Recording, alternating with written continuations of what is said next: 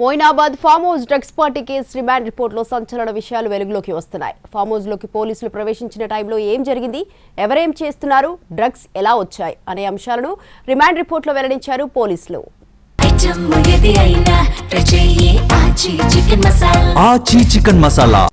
హైదరాబాద్ శివారు Moinabad farm house drug party కేసులో సంచలన విషయాలు వెలుగులోకి వస్తున్నాయి.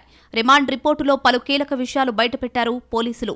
స్విమ్మింగ్ పూల్ దగ్గర మద్యం పార్టీతో పాటు డ్రగ్స్ వినియోగం జరిగినట్లు విచారణలో వెల్లడైంది. బీఆర్ఎస్ మాజీ ఎమ్మెల్యే పైలట్ రోహిత్ రెడ్డి తన ఫామ్ హౌస్ లో ఇచ్చిన వీకెండ్ పార్టీకి టీడీపీ ఏలూరు ఎంపీ పుట్టా మహేష్ సహా పలువురు వ్యాపారవేత్తలు, ఇతర ప్రముఖులు అటెండ్ అయ్యారు. అలాగే వీళ్లందరి మధ్యన ప్రియాంకారెడ్డి ఎందుకున్నారు అన్న ప్రశ్నలు సైతం చక్కర్లు కొట్టాయి. రిమాండ్ రిపోర్ట్ ప్రకారం ఫామ్ హౌస్ లోకి ప్రవేశించిన వెంటనే బుల్లెట్ శబ్దం వినిపించడంతో పోలీసులు అప్రమత్తమయ్యారు. మేము పోలీసులం, కాల్పులు చేయొద్దు, ఎలాంటి చర్యలు తీసుకోమని గట్టిగా హెచ్చరించినప్పటికీ మరో 2 సార్లు బుల్లెట్ల శబ్దం వినిపించినట్లు రిమాండ్ రిపోర్టులో తెలిపారు. అదే సమయంలో మీరు కాల్ చేయండి, ఏం జరిగినా నేను చూసుకుంటాను అంటూ ఎవరో గట్టిగా చెప్పినట్లు పోలీసులు తెలిపారు. తర్వాత పోలీసులు గట్టిగా అరవడంతో కాల్పుల శబ్దం ఒక్కసారిగా ఆగిపోయిందని రిమాండ్ రిపోర్టులో వెల్లడించారు. పోలీసులు వెంటనే స్విమ్మింగ్ పూల్ ప్రాంతానికి చేరుకుని ఫామ్ హౌస్లోకి ప్రవేశించారు. సర్చ్ వారెంట్ను పైలట్ రోహిత్ రెడ్డికి అందజేసి భవనాన్ని తనిఖీ చేశారు. ఈ సమయంలో బాత్రూం సమీపంలో ఉన్న నమిత్ శర్మ చేతిలోని తుపాకీని పోలీసులు స్వాధీనం చేసుకున్నారు. మరో వ్యక్తి దగ్గర బుల్లెట్ షెల్స్ లభించడంతో అతడిని కూడా అదుపులోకి తీసుకున్నారు. ఫామ్ హౌస్లో ఒక మహిళతో పాటు మొత్తం 10 మందిని పోలీసులు అదుపులోకి తీసుకున్నారు. అక్కడి నుంచి జర్మన్ మేడ్ రివాల్వర్ను స్వాధీనం చేసుకున్నారు. తర్వాత మొత్తం 11 మందిని విడివిడిగా విచారించారు.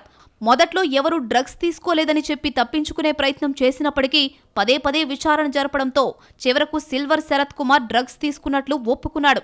అతన్ని తనిఖీ చేయగా 2 గ్రాముల కొకైన్ బయటపడింది. కొకైన్ ఎవరు తీసుకొచ్చారన్న ప్రశ్నకు మొదట్లో ఎవరూ సమాధానం చెప్పలేదు.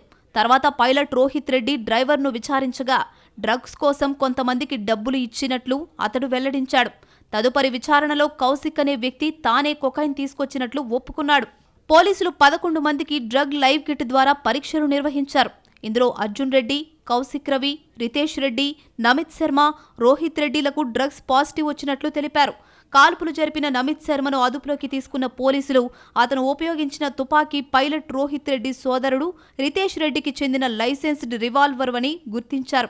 లైసెన్సు ప్రకారం అది నితీష్ రెడ్డి దగ్గర ఉండాల్సి ఉండగా నమిత్ శర్మ చేతికి వచ్చినట్లు విచారణలో బయటపడింది. నమిత్ శర్మ ఉద్దేశపూర్వకంగానే కాల్పులు జరిపినట్లు విచారణలో వెల్లడించారు. పార్టీలో పాల్గొన్న వారు మద్యంతో పాటు డ్రగ్స్ తీసుకున్నట్లు కూడా విచారణలో ఒప్పుకున్నారు. రెండో అభిప్రాయం కోసం ఎర్రగడ్డ ఆసుపత్రిలో రక్త నమూనాలతో మళ్లీ పరీక్షలు నిర్వహించారు. ఈ పరీక్షల్లో ఎంపీ పుట్టా మహేష్ కుమార్కు కూడా డ్రగ్ పాజిటివ్ వచ్చినట్లు వెల్లడైంది.